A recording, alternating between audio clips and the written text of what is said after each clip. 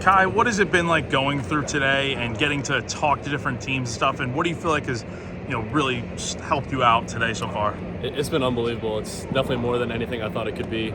Just this experience, the amount of people we had. The specialists went first, and we had probably every scout here was outside. It was definitely the most people I've seen in terms of that setting.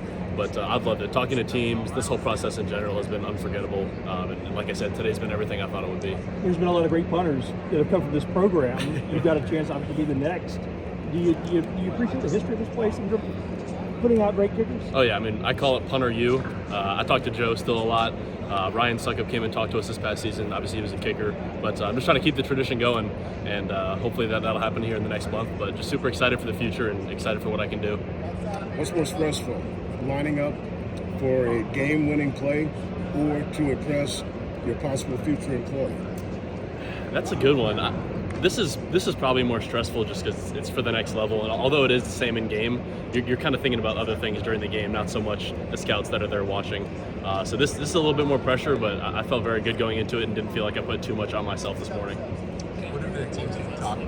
You volunteered to show up here? I've talked about it with every team so far. They bring it up. I wanted to throw a little today, but figured I'd give Davis his chance to show off.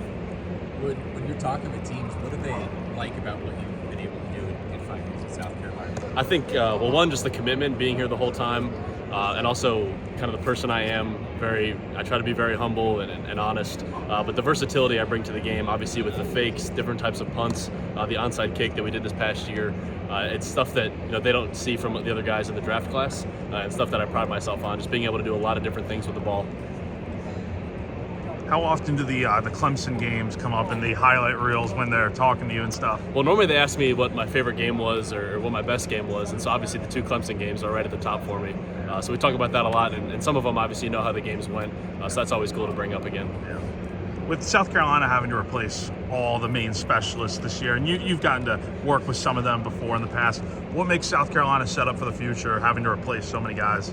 I think the guys we brought in and are bringing in, like Mason was obviously here for a year, and he's tremendous. I always say he's a huge reason for the successful season that I had this past season was because of him, a big part of it. The new snapper Kyler's incredible, throws it with the speed that Hunter has. Obviously just still working on the accuracy as a new guy. And then Max is coming in, but obviously the kickers we have, Mason can also kick.